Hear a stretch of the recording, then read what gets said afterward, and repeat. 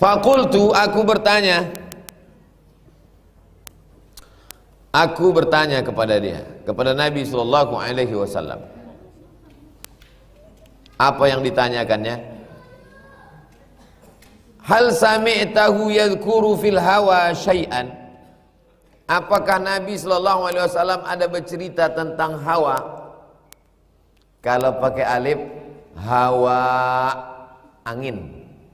Kalau tak pakai alif, hawa nafsu.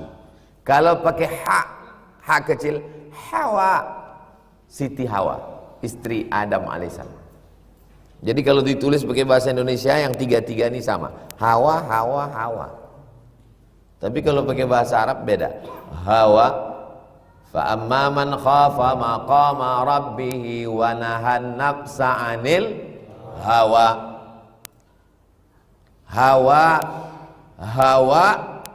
Hawa. Tiga-tiga itu beda. Kata Sofwan, na'am, ya. Kunna ma'a Rasulillah sallallahu alaihi wasallam fi safarin. Kami musafir sama Nabi. Fa baina nahnu indahu, ketika kami sedang duduk-duduk sama Nabi. Sahabat dulu bisa dia duduk-duduk sama Nabi. Kita kesempatan kita duduk sama Nabi cuma satu. Di dunia tak bisa, mudah-mudahan di akhirat bisa. Abu Jahal, Abu Lahab, walaupun di akhirat tak bisa, paling tidak pernah dia duduk waktu di Mekah. Sejahat-jahatnya Abu Lahab masuk neraka, pernah dia duduk sama Nabi. Kita STJ, status tak jelas. Di dunia tak dapat, akhirat belum pasti. Maka jadilah soleh supaya bisa duduk dengan Nabi SAW. Fabaina nahnu indahu, waktu kami sedang duduk sama Nabi, idznadahu a'rabiyun, datanglah orang Arab Badui, bisautin lahu jahwariyun, suaranya kuat. Orang Arab Badui itu suaranya kuat. Kenapa suara orang Arab Badui itu kuat? Karena tinggal di gurun pasir, angin kencang. Ya Muhammad,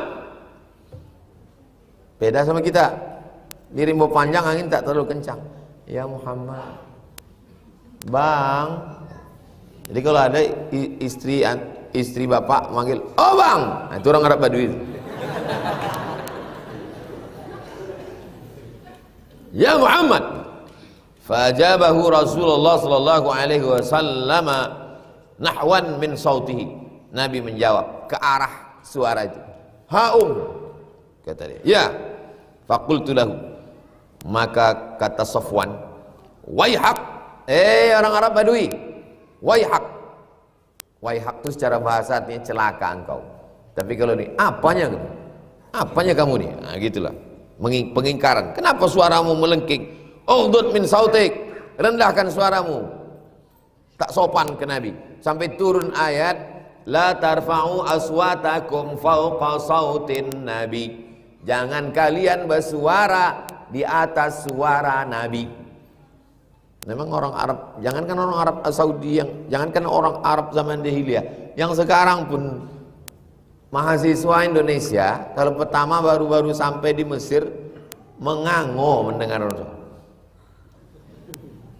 Kami mahasiswa baru sama abang-abang dari Riau. Terkejutlah kawan saya ini mendengar orang Arab jago. Kata kawan saya, itu baru berbisik. Macam berkelahi dia, macam berkelahi. Dan kita pun di Indonesia ini tak sama. Beda antara orang Sumatera dengan Jawa Barat. Kalau orang Jawa Barat itu pelan, kakinya mbak. Kalau tepi Jawa kakinya. Kalau kita enggak, amat enggak. Jadi antar sesama kita pun di Indonesia ini beda. Nah, ini memang udah kebiasaan. Jadi kalau jumpa kita ada orang bicara gitu, jangan kita tersinggung. Mungkin daerah dia lain, macam saya lah. Kalau mendengar ceramah saya ini jamaah tersinggung, saya memang udah begini bunyinya dari dulu. Apalagi kalau mikrofon itu mantap, makin kuat. Waihak, ughdud min sautik, rendahkan suaramu. Fa innaka indan Nabi SAW. Kau kan dekat Nabi, kenapa pula kau bersuara kuat-kuat?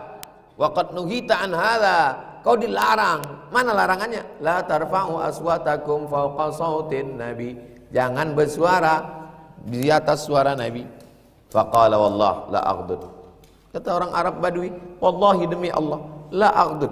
Demi Allah tak bisa aku turunkan lagi kata. Emanglah degil. Faqala la aghdud. Kau dilarang, aku tidak qala al-Arabi, al-mar'u yuhibbul qaum. Rupanya dia mau bertanya. Dia mau bertanya ke Rasulullah. Apa kata dia? Al-mar'u yuhibbul qauma. Ada orang cinta kepada kaum. Arti kaum itu lebih dari 2 orang. Kalau satu namanya al-mar'u. Kalau 2 orang, 3 orang itu sudah disebut dengan kaum.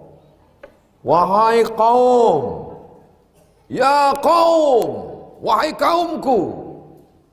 Kita cuma dengar suaranya. Dia berada di dalam kelas. Terus dia bilang, ya qaumi, wahai kaumku. Gitu kita masuk kelas tengok, rupanya 2 orang. Kau bilang tadi kaum. Bayangan kita kaum itu satu kaum ramai. Rupanya 2 orang pun bisa dibilang kaum. Al-mar'u yuhibbul qaum. Ada seseorang mencintai sekelompok orang. Misalnya saya mencintai sekelompok orang. Ini kaum. Saya cinta kepada kamu semua, kaum. Lalu kemudian walamma yalhaq bihim, apakah nanti di akhirat dia bisa bersama dengan orang yang dicintainya itu? Orang Arab Badui ini bertanya. Qala Nabi sallallahu alaihi wasallam, Nabi menjawab, saya cinta kepada antum. Tapi saya bukan tinggal di sini. Saya hanya sekedar cinta saja. Tapi saya tak tinggal di sini. Apakah nanti di akhirat kita bisa bersama? Nabi yang menjawab tadi. Qala Nabi SAW, Nabi menjawab. Apa kata Nabi? Al-mar'u ma'aman ahabba yaumal qiyamah. Orang akan bersama dengan siapa yang dia cintai nanti pada hari kiamat. Walaupun di dunia dia tak jumpa, walaupun tak satu suku, walaupun tak satu sekolah, walaupun tak satu level, man ahabba. Tapi kalau dia cinta, kata Nabi, Nabi menjamin, al-mar'u, seseorang, ma'aman ahabba, dengan siapa yang dia cintai pada hari kiamat. Hadis ini beberapa teks bunyinya. Satu teks pertama begini bunyinya. Ada satu teks lagi, Nabi sedang duduk-duduk, datang orang Arab, datang orang berkulit hitam, dipeluknya Nabi kuat-kuat. Kata Nabi, kenapa kau peluk aku? Aku tak yakin bisa bersama dengan engkau nanti di akhirat ya Rasulullah. Karena aku hamba sahaya, aku miskin, aku budak, kulitku hitam, amalku tak banyak. Nabi jawab mirip macam ini. Apa kata Nabi? Al-mar'u ma'aman ahab. Orang akan bersama dengan siapa yang dia cintai. Saya berharap kalau antum masuk surga, saya juga ikut dengan antum semua. Ada syafaat Nabi, ada syafaat Quran, ada syafaat malaikat, ada syafaat Allah. Tengok dalam hadis tentang syafaat, panjang hadisnya. Ada syafaat Nabi, ada syafaat Quran, ada syafaat malaikat, ada syafaat Allah. Tapi jangan lupa, ada syafaat orang beriman. Mungkin ibu bukan profesor, bukan datuk, bukan ustadz, bukan ulama, tapi hati ibu tulus, bersih, tak pernah makan haram.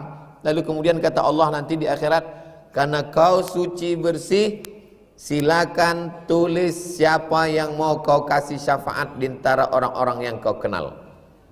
Nah, ibu tulislah, Laki Den, Ama Ambo, ulah dapet Ustadz Desri Alman, Ustadz jangan lupa Ustadz Somad.